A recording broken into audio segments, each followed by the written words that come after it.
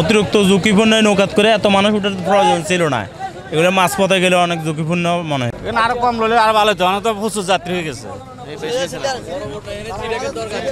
সিটাকের প্রয়োজন, এখানে তো সিটাকের প্রয়োজন ছিল, এখানে তো সিটাক দেয় না।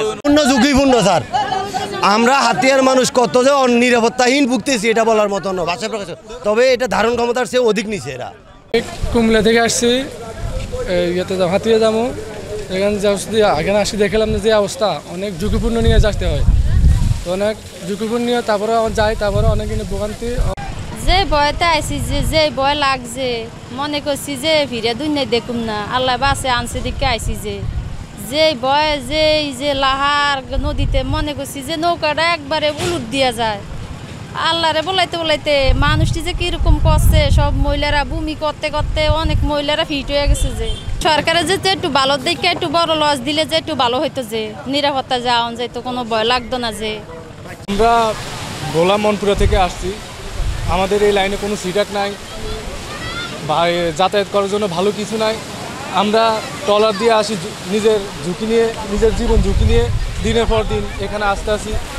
এতে আমাদের মনে অনেক ঝুঁকি বা জীবনে অনেক ঝুঁকি। যেমন আজকে আমরা যেভাবে নদীর মাঝখানে আসছিলাম, আমাদের যে অবস্থা ট্রলারের, মনে হয় ট্রলার ডুবে যাবে বা প্রায় 150 থেকে 200 জন যাত্রী যে অবস্থা। এই যে আজকে আমাদের যে অবস্থা, এই অবস্থার জন্য দায়ী কে? এর জন্য সরকার কোনো দায় নিচ্ছে না।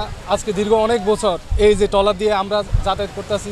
আমরা প্রতিনিয়ত এই চট্টগ্রাম থেকে আসি, ঢাকা থেকে আসি, তো আমরা রিস্ক নিয়ে যেতে হয়। মাছ ধরার ট্রলার, স্পিড বোট, এগুলা যে পরিমাণ যাত্রী নেয়, নিষেধ করলে তারা শুনে না। আর ঘাটে যে তদারকিটা করা দরকার, এটা ঠিকমতো হচ্ছে না। যদি সরকার পক্ষ থেকে, প্রশাসন পক্ষ থেকে ভালোভাবে এটা তদারকি করে, তাহলে সমস্যার সমাধান করা যাবে। আর আমাদের এই ননসিরা টু চেয়ারম্যান ঘাট যে যাতায়াত, এখানে যদি একটা ফেরির ব্যবস্থা করা হয়, তাহলে আমাদের জন্য সবচেয়ে নিরাপদ যাতায়াত ব্যবস্থা হবে। এতে লাখ লাখ মানুষ দৈনিক যাতায়াত করে। তো এখানে আমাদের এই নদী পারাপারের একটা অবলম্বন, সেটা হচ্ছে সিটাক আপ ডাউন 2বার করে 4বার করলেও হয় না, অনেক যাত্রীর অনেক চাপ। মানুষ বাধ্য হয়ে তখন জীবনের রিস্ক নিয়ে ট্রলারে উঠে, স্পিড বোটে উঠে। তো উঠতে গিয়ে দেখা গেলো অনেক ধরনের অনাকাঙ্ক্ষিত ঘটনা ঘটছে, আপনারা আগেও দেখছেন। তো আমরা হাতিয়াবাসীর দীর্ঘদিনের একটাই দাবি, নদী ভাঙ্গন রোধ এবং এই যাতায়াত পারাপারটা যেন আমাদের একটু আপনার যেমন ওই যে এটার কী বলে ফেরি ব্যবস্থা করে দেওয়া হয়।